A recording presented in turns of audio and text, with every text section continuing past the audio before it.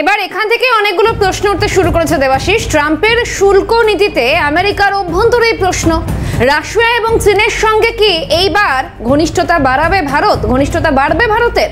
ভারত মার্কিন সম্পর্কেও এর প্রভাব কি পড়তে পারে? এই প্রশ্নগুলো কিন্তু অত্যন্ত গুরুত্বপূর্ণ দেবাশিস। ডেফিনেটলি গুরুত্বপূর্ণ, কারণ আমেরিকার সঙ্গে ভারতের বাণিজ্য, একটা জিনিস মাথায় রাখতে হবে শাহানা, যে বাণিজ্য ডিপেন্ড করে ট্রাস্টের উপরে। আমি যদি তোমাকে ট্রাস্ট করি দেন আমরা ব্যবসাকে এগোতে পারবো, কিন্তু যদি দেখা যায় আমেরিকা এই ধরনের পদক্ষেপ নিচ্ছে তাহলে ভারতের সঙ্গে আমেরিকার বাণিজ্যিক যে ট্রাস্ট সেটা নষ্ট হবে এবং এর ফলে ভারত অন্য দেশের দিকে বাণিজ্য করবার জন্য যেতে পারে। সেটা ছোটোখাটো প্রচুর দেশ রয়েছে, এই বিষয়ে কোনো সন্দেহ নেই, কিন্তু যদি আমি বড় দেশের কথা বলি যাদের সঙ্গে বিলিয়ন ডলার্সের বাণিজ্য হবে, সেটা হচ্ছে রাশিয়া এবং চায়নার সঙ্গেও হওয়ার একটা সম্ভাবনা। আমি কেন বলছি সম্ভাবনা, কারণ এর মধ্যেই কিন্তু আগস্টের শেষের দিকে দেশের প্রধানমন্ত্রী নরেন্দ্র মোদী তার চীন সফরের কথা রয়েছে এবং অন্যদিকে আবার এই ইকুয়েশনের একটা বড় জায়গা হচ্ছে পুতিনেরও কিন্তু ভারতে আসার সম্ভাবনা রয়েছে। কূটনৈতিক ক্ষেত্রে ডেভেলপমেন্টের জন্য কিনা আমি জানি না, কিন্তু দেখা যাচ্ছে যে তোমার অজিত ডোভাল তিনি কিন্তু আবার সফর করছেন রাশিয়াতে। তো এই সমস্ত জায়গায় প্রশ্ন উঠছে। এখন এই মুহূর্তে আমি শোনানোর চেষ্টা করব যে যাই করুক আমেরিকা, ভারতের প্রধানমন্ত্রী নরেন্দ্র মোদী তিনি কিন্তু বলেছেন আমাকে যে কোনো বড় অঙ্কের মূল্য চোকাতে হলেও আমি মানসিকভাবে প্রস্তুত রয়েছি। ভারতীয় এবং ভারতীয় কৃষকদের পাশে তিনি রয়েছেন। আসুন কি বলেছেন গতকাল মোদী, আপনাদেরকে শোনাবো। हमारे लिए अपने किसानों का हित सर्वोच्च प्राथमिकता है। भारत अपने किसानों के, पशुपालकों के और मछुआरे भाई बहनों के हितों के साथ कभी भी समझौता नहीं करेगा। व्यक्तिगत रूप से मुझे बहुत बड़ी कीमत चुकानी पड़ेगी, लेकिन मैं इसके लिए तैयार हूं। मेरे देश के किसानों के लिए, मेरे देश के मछुआरों के लिए, मेरे देश के पशुपालकों के लिए आज भारत तैयार है। सबसे ज्यादा फूड ग्रेन प्रोडक्शन किया है। ऑयल सीड्स में भी हम रिकॉर्ड बना रहे हैं। सोयाबीन, सरसों, मूंगफली सभी का उत्पादन रिकॉर्ड स्तर पर बढ़ा है। हमारे लिए अपने किसानों का हित सर्वोच्च प्राथमिकता है, क्योंकि आय बढ़ाना, खेती पर खर्च कम करना, आय के नए स्रोत बनाना, इन लक्ष्यों पर हम लगातार काम कर रहे हैं। सरकार ने किसानों की ताकत को देश की प्रगति का आधार माना है। এবং এখান থেকে অনেকগুলো বিষয় যেমন প্রশ্ন উঠছে এবং প্রধানমন্ত্রী নরেন্দ্র মোদী তার এই বক্তব্য অত্যন্ত তাৎপর্যপূর্ণ এবং পাশাপাশি ভারত এবং আমেরিকার মধ্যে ঠিক কোন কোন ক্ষেত্রে বাণিজ্য হয় আমি একটুখানি গ্রাফিক্সের মাধ্যমে প্রথমেই দর্শকদের দেখানোর চেষ্টা করব এবং সেখান থেকে গোটা বিষয়টা তাহলে আরো পরিষ্কার হবে। পোশাক রফতানি 33% হয় আমেরিকায়, ভারত মার্কিন বাণিজ্যিক হার। এর পাশাপাশি আরো বেশ কিছু গুরুত্বপূর্ণ ক্ষেত্র রয়েছে। বছরে গয়না এবং দামি পাথর রফতানির হার $1000 কোটি, ভারত মার্কিন বাণিজ্যিক হার, এবং গাড়ি যন্ত্রাংশ রফতানির অঙ্ক $2300 কোটি।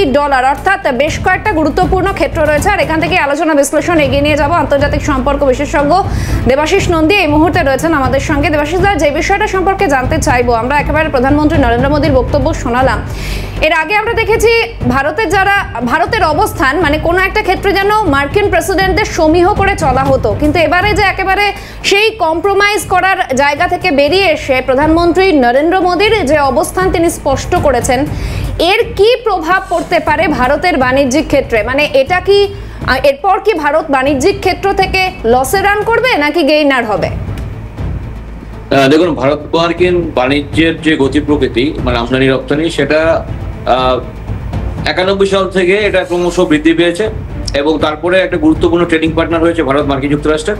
যদিও যে পরিমাণ আমরা রপ্তানি করি আমদানি তার চাইতে বেশি করি, তারপরেও দেখা যাচ্ছে যে একটা খুব গুরুত্বপূর্ণ বাণিজ্যিক পার্টনার ছিল উভয়ের। খুব ভালো। নতুন যে শুল্ক আরোপ হলো, এই শুল্ক আরোপের ফলে যেটা হবে, ভারতীয় যে সমস্ত পণ্য মার্কিন যুক্তরাষ্ট্রের বাজারে ভালো ডিমান্ড ছিল, সেগুলোর হয়তো রপ্তানি একটু কমে যাবে আমাদের তরফ থেকে। কারণ হচ্ছে যে শুল্ক দিয়ে যে পরিমাণ শুল্ক দেবে তার উপরে লাভ করাটা ভারতের কোম্পানির পক্ষে একটু মুশকিল হয়ে যাবে। হ্যাঁ, সাময়িক একটা আঘাত হবে, কিন্তু ভারত সবসময় দেখুন বিদেশিদের তো নতুন নতুন পার্টনার্স হয়, বন্ধুত্বের ওঠাপড়া হয়। যেমন একসময় চীন আমাদের বন্ধু ছিল, তারপরে শত্রুতায় পরিণত হয়েছে, আবার বন্ধুত্ব করার চেষ্টা করছি। মার্কিন যুক্তরাষ্ট্রের সাথে 91-এর আগে পর্যন্ত আমাদের ততটা মিত্রতা ছিল না। বাংলাদেশ করার সময় পাকিস্তানের পক্ষ নিয়েছিল, বিভিন্ন ইস্যুতে মতান্তর ছিল, নেহরুর সময় থেকে ছিল। তারপর সম্পর্ক ভালো হয়েছে মানে জাতীয় স্বার্থের ভিত্তিতে। কিন্তু আমেরিকার ভারতকে প্রয়োজন, এই কথা কিন্তু মানে ট্রাম্প কতটা বুঝবেন জানি না, তার যে পূর্বসূরীরা সেটা স্বীকার করে গিয়েছেন। সেটা জুনিয়র বুশ থেকে শুরু করে বিল ক্লিন্টন, তারপরে আপনার ওবামা, সবাই স্বীকার করে গিয়েছেন। কারণ ভারতের এই যে বিশাল বাজার এবং ভারতের যে বিশাল বাজার এবং এত বড় মধ্যবিত্ত শ্রেণী, মানে সাইজেবল মিডল ক্লাস পৃথিবীর কোথাও নেই। সুতরাং এই বাজারটাকে নষ্ট করতে চাইবেন না আমেরিকা শিল্পপতিরা। অর্থাৎ এই আমরা 98-এ দেখেছি পোখরান 2 এর পরে আমাদের উপর আর্থিক নিষেধাজ্ঞা আরোপ করেছিল, কিন্তু ভারত কিন্তু আবেদন নিবেদন করেনি, নথি স্বীকার করেনি। উপরন্তু কয়েক মাস পরে মার্কিন শিল্পপতিদের চাপে পড়ে মার্কিন প্রশাসন ভারতের উপর থেকে আর্থিক নিষেধাজ্ঞা প্রত্যাহার করে নিয়েছিল। এখন যেহেতু ভারত আরো বলিয়ান একটি রাষ্ট্র হয়েছে বিগত এত বছরে, সুতরাং ভারত এখন কিন্তু মাথা নোয়ানোর জায়গায় নেই। কারণ ভারত সবসময় স্ট্র্যাটেজিক অটোনমি বা স্বাধীন স্বাবলম্বী বিদেশ নীতির কথা বলছে।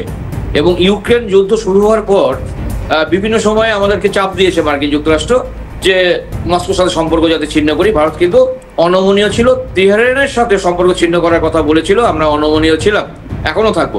এখন বিকল্প পার্টনার্স কি? আমাদের ব্রিক্স একটা বড় ভবিষ্যৎ। বারবার বলছি, আমেরিকার অন্যতম ভয়ের কারণ হচ্ছে ব্রিক্স ভুক্ত দেশগুলোকে চাপে রাখা। ইতিমধ্যে ব্রিক্স মুদ্রার কথা ঘোষণা করা হয়েছে এবং ব্রিক্স R5 কারেন্সি, একদম BRICS currency. Yes, R5 currency একদম। ইতিমধ্যে ব্রিক্সের যদি আমরা সমস্ত দেশ মানে এক্সিস্টিং 5 ছাড়াও মানে ব্রিক্স +6 আরো যে 6টা দেশ অন্তর্ভুক্ত হতে যাচ্ছে, তাদের যে টোটাল ইকোনমি, বিশ্বের ইকোনমির বেশিরভাগটা তাদের নিয়ন্ত্রণে, পপুলেশন 70% এদের।